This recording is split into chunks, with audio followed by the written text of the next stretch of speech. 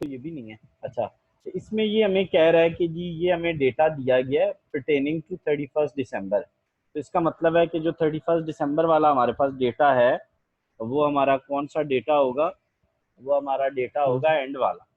ठीक है, और हमेशा याद रखना है कि जितनी भी एडजस्टमेंट्स होती हैं वो एंड वाले डेटा पे होती हैं।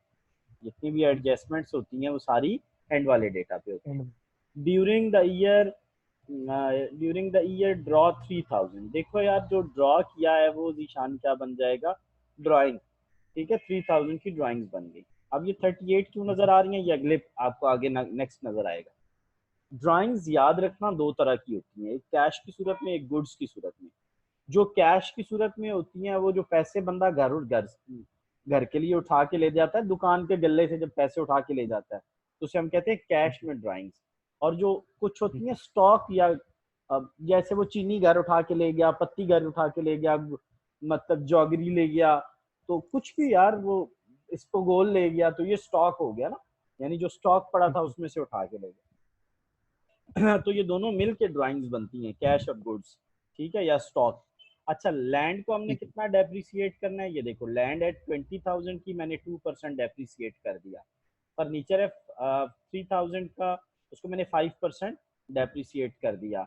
उसके बाद सेंट्री डेटर्स रिड्यूस बाय 2%। ये देखो डेटर्स, डेटर्स में से मैंने ये 2% प्रोविजन माइनस कर दी। लेकिन यार मैंने आपको ठीक। ये फार्मूला तो नहीं बताया था, मैंने आपको ये बताया था कि डेटर्स में से क्या माइनस करेंगे, बैड डेट्स। लेस क्या करेंगे, बैड डेट्स। ठीक दैट है, इट। इस क्वेश्चन में बैड डेट्स है नहीं, बैड डेट्स नहीं है तो वही नीचे बच जाएगा। तो प्रोविजन फिर ठीक है। मैंने कहा था बैलेंस पे प्रोविजन देंगे, लेकिन वो मैं इसलिए ठीक हो लिख गया। रहा हूँ ताकि आप कंफ्यूज ना रहो कि कब बैड डेट्स लिखने हैं और कब नहीं लिखने हैं। आपने हमेशा लिखने हैं, अगर नहीं है तो जीरो लिख दो, नहीं है तो जीरो ठीक लिख हो दो, गया। ताकि वो मसला ही ना बने। उसके बाद कैश हमारा एसेट में चला जाएगा। ठीक हो गया। क्रेडिटर हमारी लाइबिलिटी में आ गया, लोन लाइबिलिटी में, और अदर लाइबिलिटी तो इनको हमने यहाँ डाल दिया।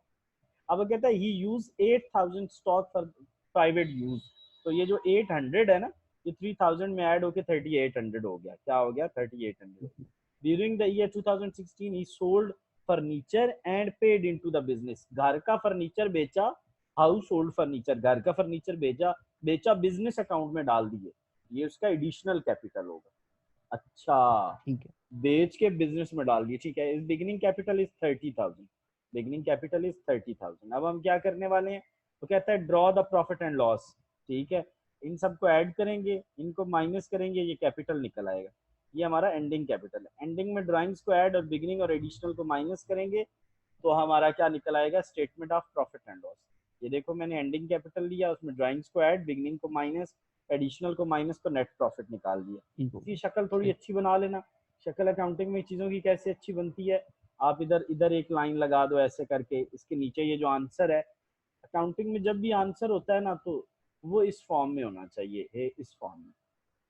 निशान नीचे डबल लाइन होनी चाहिए, ऊपर एक छोटी सी लाइन होनी चाहिए।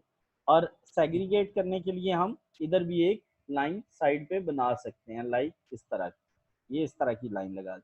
तो इससे सही हो गया। अच्छा, रुपीज अकाउंटिंग में बहुत ज़रूरत होते हैं। ठीक है, रुपीज का लफ्ज के रुपी में है। ठीक। ठीक है, तो इस तरह की चीज़ें किसी भी बंदे को जब वो दिखने में अच्छी होती हैं तो वो उसको देखता है। ठीक हो गया। कल से हम नया सही हो गया। चैप्टर स्टार्ट करेंगे एंड दैट इज, हमने जो